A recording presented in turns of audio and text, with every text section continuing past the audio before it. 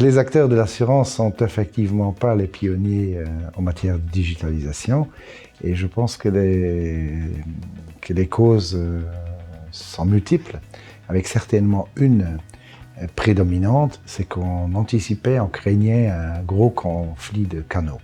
Parce qu'au début d'Internet et au début de la digitalisation, tout le monde pensait que digitalisation veut dire désintermédiation.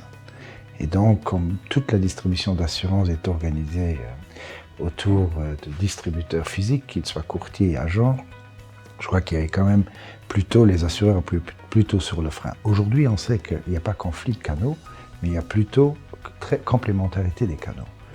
Le métier des intermédiaires se transforme, il change, il est beaucoup plus orienté vers le conseil, il est même rendu plus intéressant, mais la digitalisation et intermédiation physique n'est pas en contradiction, pas du tout.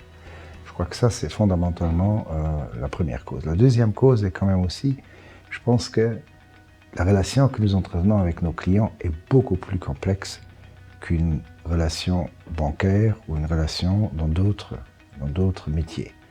Je pense que l'assurance est quand même un métier complexe et aujourd'hui, ce qui se digitalise ou ce qui est cannibalisé, je dirais, par les nouvelles technologies, c'est des activités, respectivement des échanges à très faible valeur ajoutée. Troisième élément qui me semble déterminant, c'est le fait que la fréquence de contact entre l'assureur et son client est relativement faible, heureusement pour les deux parties d'ailleurs, et que le moment où vous devez déclarer un sinistre, où vous voulez acheter un contrat d'assurance, en fait, il y a tellement de mécanismes qui jouent et jamais l'habitude qui règne, et donc le client a généralement envie d'avoir une assistance.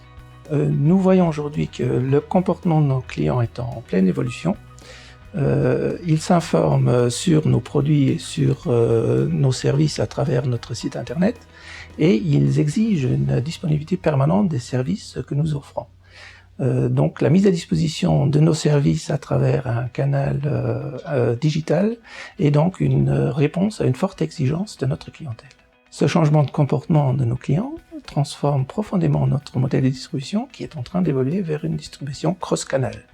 Le modèle intermédiaire restant bien sûr au centre de notre stratégie de distribution. Et last but not least, ce sont aussi des évolutions réglementaires qui nous poussent à faire évoluer notre relation avec notre clientèle.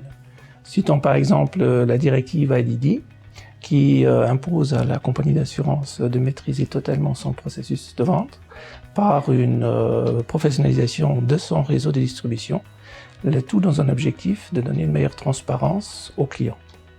Ou encore la toute récente directive sur la protection des données qui instaure le droit à l'oubli pour les données du client qui sont stockées dans nos bases de données par exemple.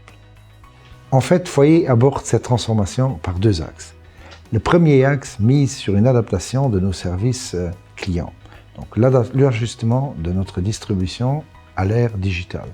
Un deuxième axe se veut très qualitatif. Donc en fait, nous avons lancé tout un programme pour optimiser la qualité de nos prestations, pour s'inscrire dans une logique où tout devient mesurable, pilotable et où les benchmarks transversaux entre secteurs s'établissent. C'est depuis quelques années que Foyer pose les bases pour cette transformation digitale. Donc nous avons tout d'abord créé un référentiel client pour la maison, établi une vue 360 degrés de nos clients, afin de mieux les connaître. Et deuxièmement, nous avons changé il y a 2 ans l'organisation de la maison. En fait, il s'agissait de décloisonner les différentes entités, de partir d'une organisation centrée sur les métiers vers une organisation orientée client et organisée en front et back. Donc, tous les services clients dans une main avec une stratégie à travers tous les métiers. Notre objectif est bien entendu de servir le client comme il le souhaite, comme il est habitué également à travers d'autres métiers, d'autres expériences. Donc, anyway, anywhere, anytime.